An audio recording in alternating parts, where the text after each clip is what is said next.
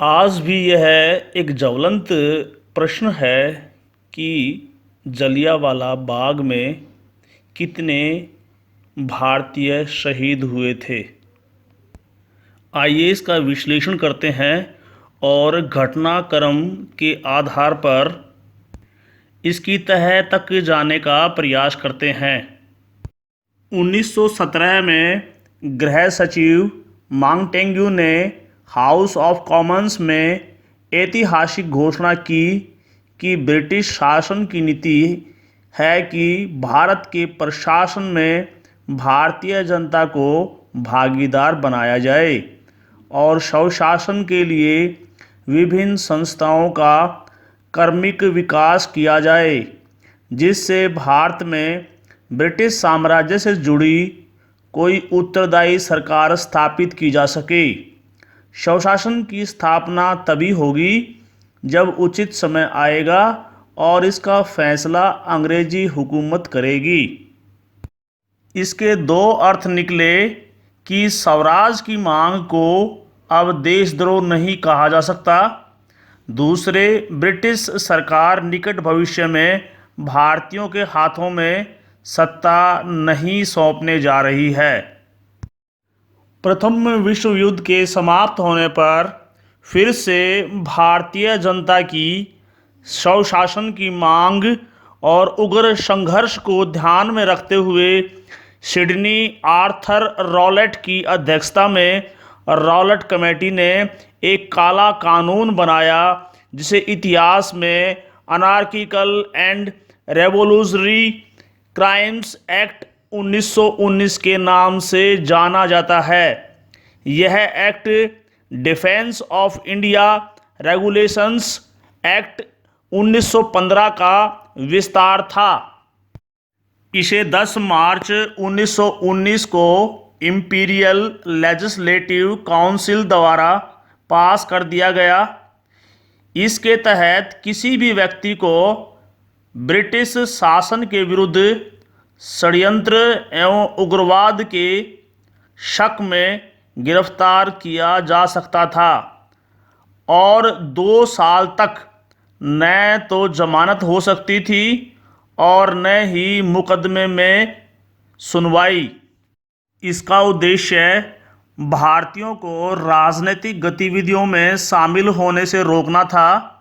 British सरकार आतंकवादी गतिविधियों को दबाने के नाम पर भारतीयों के मौलिक अधिकारों का हनन करना चाहती थी। संवैधानिक प्रतिरोध का ब्रिटिश सरकार पर कोई असर नहीं हुआ। होम रूल के युवा सदस्यों को साथ लेकर महात्मा गांधी ने रॉलेट सत्याग्रह शुरू कर दिया। देशव्यापी विरोध प्रदर्शन, हड़ताल, उपवास और प्रार्थना सभाएं आयोजित करने का फैसला किया गया। कानून की अवज्ञा शुरू करने के लिए 6 अप्रैल की तारीख तय की गई। 30 मार्च को दिल्ली में सफल हड़ताल आयोजित की गई। इसके दौरान काफ़ी हिंसा भड़की। लाहौर व अमृतसर में प्रतिरोध हिंसात्मक गतिविधियों में बदल गया। महात्मा गांधी को पंजाब में घुसने नहीं दिया गया। उन्हें गिरफ्तार करके वापस मुंबई भेज दिया गया।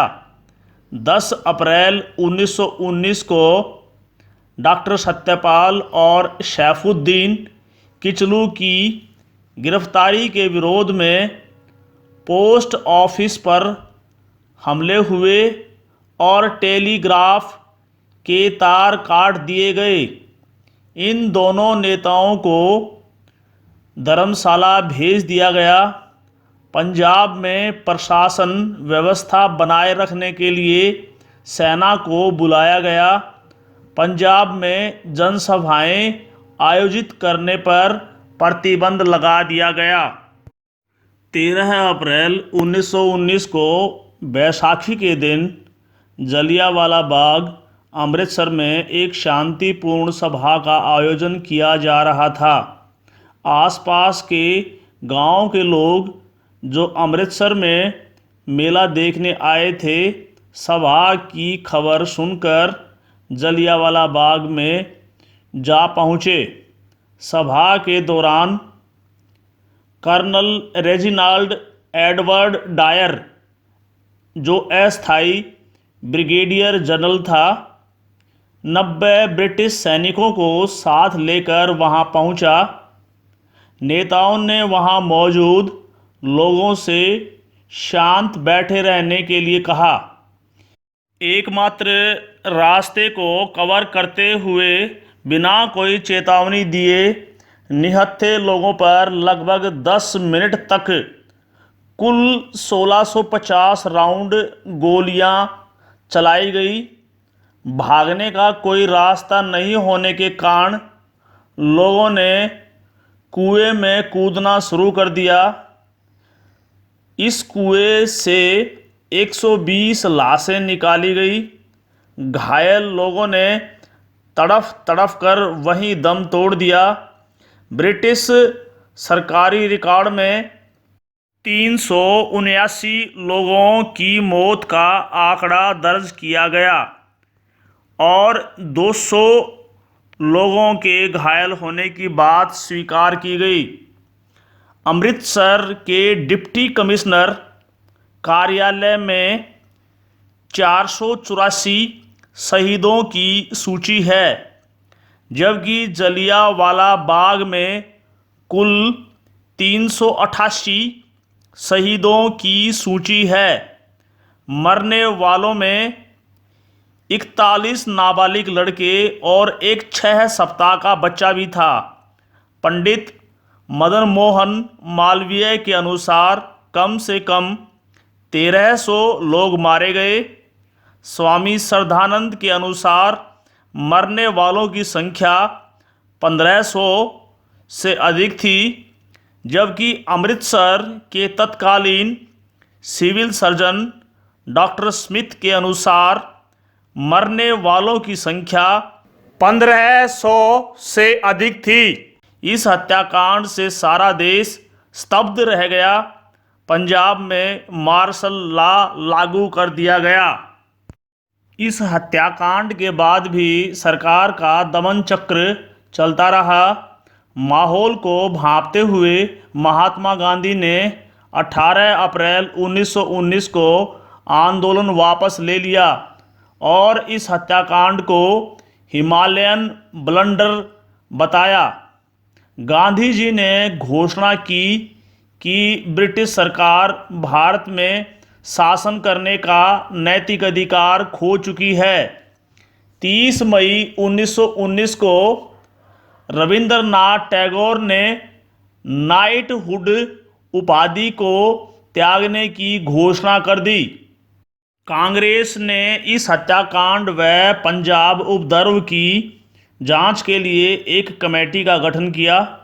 अंतर्राष्ट्रीय निंदा व दबाव के कारण भारत सचिव एडविन मॉन्टेग्यू ने लॉर्ड विलियम हंटर की अध्यक्षता में 7 सदस्यों वाली हंटर कमेटी का गठन किया। इसे डिसऑर्डर इंक्वायरी कमेटी के नाम से भी जाना जाता है। इसमें 7 सदस्य, 4 अंग्रेज और 3 भारतीय थे।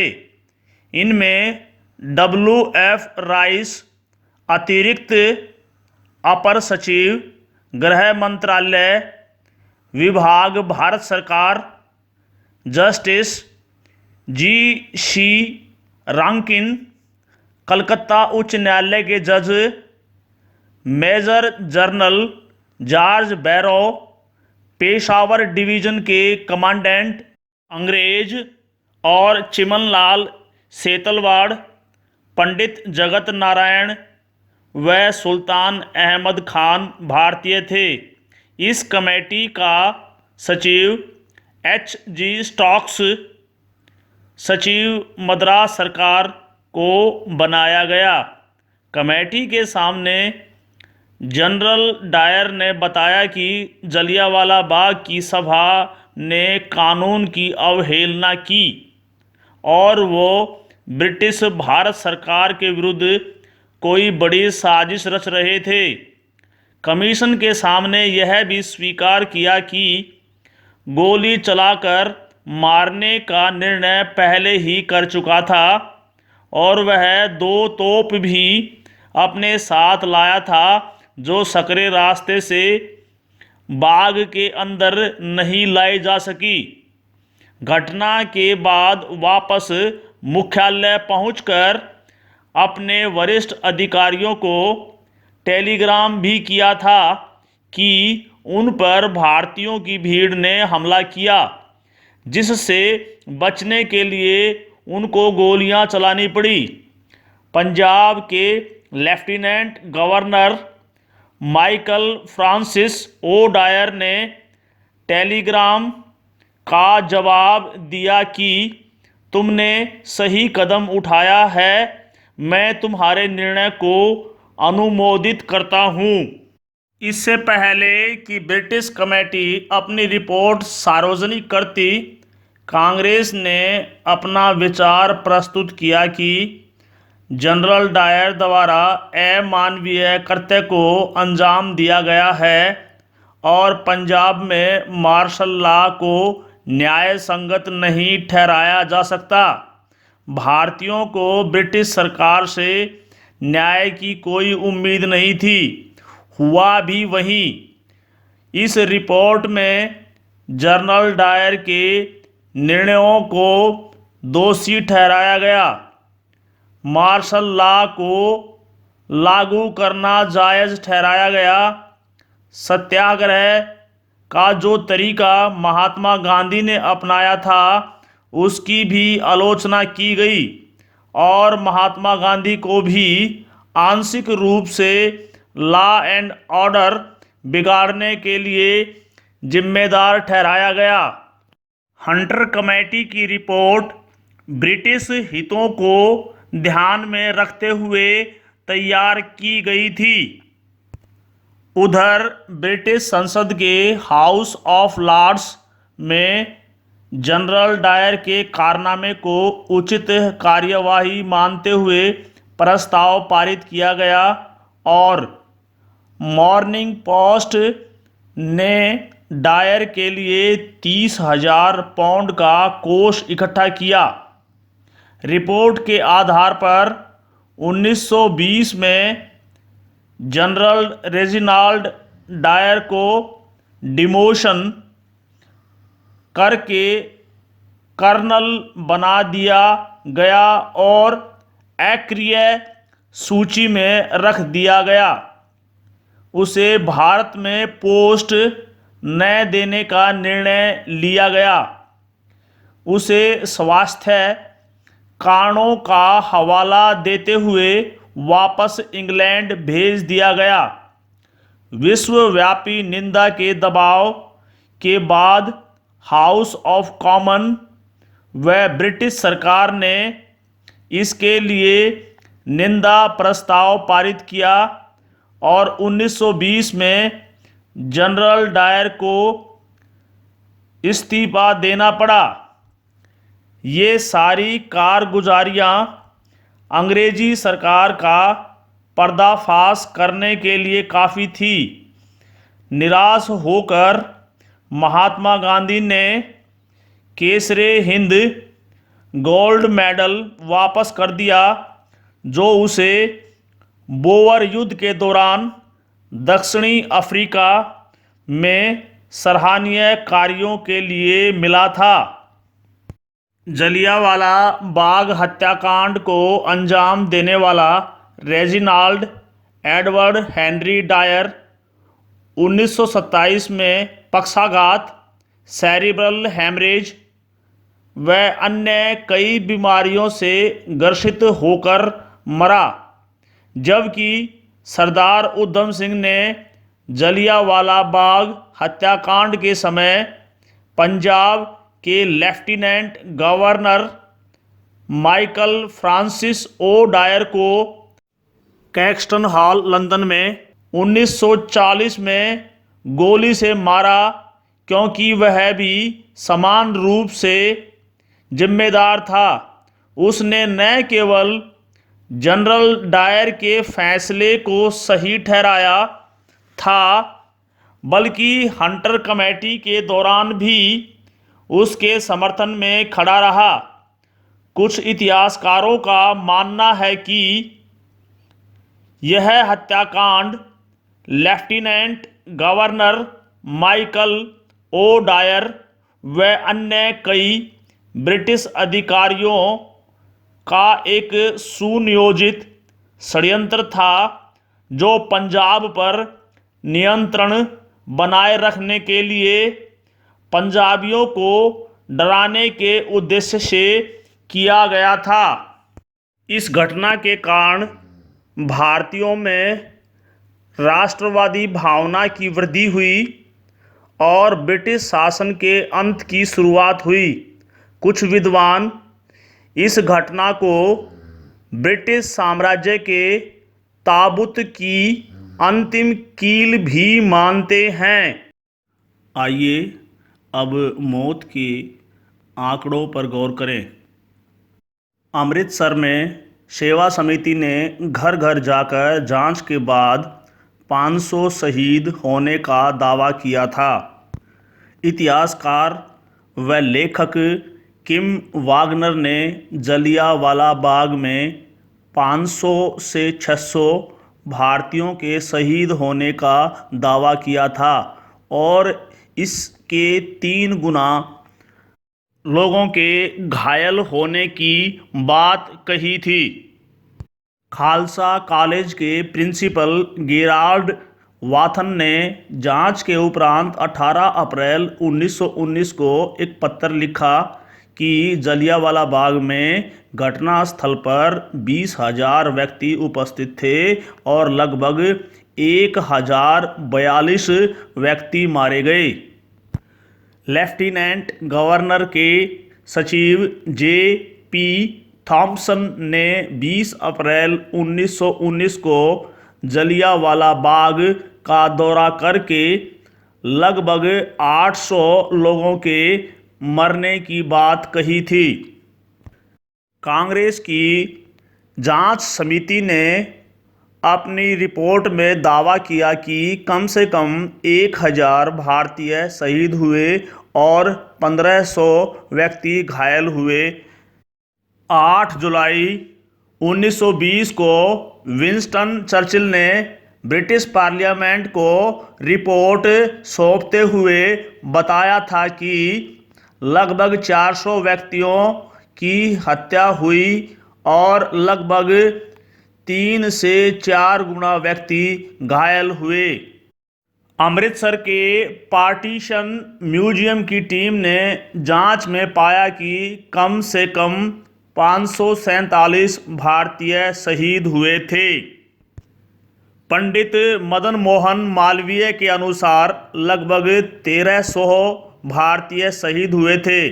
स्वामी श्रद्धानंद का दावा था कि जलियांवाला बाग नरसंहार में कम से कम 1,500 लोग मारे गए। अमृतसर के तत्कालीन सिविल सर्जन डॉक्टर स्मिथ का दावा था कि लगभग 1,526 व्यक्ति जलियांवाला बाग हत्याकांड में मारे गए। ब्रिटिश भारत सरकार इस हत्याकांड के सबूत मिटाने, मौत के आंकड़ों को छुपाने और घायलों को डराने का प्रयास कर रही थी। पंजाब में मार्शल लॉ लागू कर दिया गया। जांच में देरी हुई। लोगों को डर था कि जांच में नाम सामने आने पर उनके परिवार पर मुसीबतों का पहाड़ टूट पड़ेगा और उन्हें देशद्रोह के आरोप में लंबे समय तक जेल में डाल दिया जाएगा। आसपास के गांवों में जांच पड़ताल सही तरीके से नहीं की गई। लोग डर के मारे मुंह खोलने को तैयार नहीं थे। इस नरसंहार के बाद केवल 142 लोगों ने क्षतिपूर्ति के लिए दावा किया, जबकि इससे 3 गुना अधिक लोग घायल हुए होंगे। इसी बात से अंदाज़ा लगाया जा सकता है कि 45 शहीदों के शवों की पहचान नहीं हो सकी। अब घटनाक्रम का विश्लेषण करते हैं। जलियांवाला बाग में 13 अप्रैल 1919 को 9वीं गोरखा राइफल, 54वीं सिख राइफल व 59वीं सिंध राइफल बलोच सैनिकों समेत लगभग 90 सिपाही पहुंचे थे, जिनमें 50 सिपाहियों के पास राइफल थी। इन्होंने 10 मिनट तक 1650 गोलियां चलाई। General Reginald Edward Harry Dyer ने 6 बार अलग अलग लोगों के समूह की ओर इशारा करते हुए फायर की आवाज लगाई। सभी गोलियां कमर से ऊपर व छाती को ध्यान में रखकर चलाई गई थी। गोरखा, सिख व अन्य सैनिकों ने अचूक निशानेबाजी का प्रदर्शन किया। Lee Enfield bolt action rifle 500 metre तक प्रभावी मारक क्षमता का प्रदर्शन करती थी। 303 की लगभग 3 से 3.5 इंच लंबी गोली 200-250 मीटर के दायरे में हड्डियों को तोड़कर शरीर के आर पार निकल जाती थी। मान लीजिए 100-150 गोलियां खाली निकल गई हों जो दीवारों पर लगी हों। 150-200 लोगों को एक से अधिक गोलियां लगी हों। 600-700 गोलियों ने लोगों को घायल किया हो, तो भी 600 गोलियां घटनास्थल पर उपस्थित लोगों को मौत की नींद सुलाने में सफल रही होगी। घायलों का कोई उपचार नहीं किया गया। न जाने कितने लोगों ने रक्त बहने और पानी की प्यास के कारण अगली सुबह तक दम तोड़ दिया हो। कुछ लोग भगदड़ में भी मारे गए हों और कुछ लोग अगले दिन अस्पताल में व अपने घर पहुंचकर मरे हों। 120 शवों को शहीदी कुएं से निकाला गया था।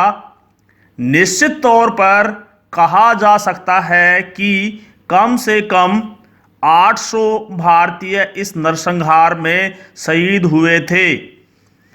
पंजाब के लेफ्टिनेंट गवर्नर के सचिव J.P. थॉमसन ने 20 अप्रैल 1919 को जलियांवाला बाग का दौरा करने के बाद 800 लोगों के मारे जाने की बात कही थी। कांग्रेस का जांच पड़ताल के बाद 1000 से अधिक लोगों के मारे जाने का दावा सही प्रतीत होता है। अगर पंजाब की मिट्टी में पले बढ़े स्वामी श्रद्धानंद के दावे में 1500 लोगों के शहीद होने की बात अतिशयोक्ति हो, तो भी अमृतसर के तत्कालीन सिविल सर्जन डॉक्टर स्मिथ ने निष्पक्षता के साथ लगभग 1526 लोगों के मारे जाने का दावा किया था। डॉक्टर स्मिथ मृतकों की अधिक संख्या क्यों बताएंगे, जबकि उसके हित व उसकी निष्ठा ब्रिटिश सरकार के साथ जुड़ी हुई थी।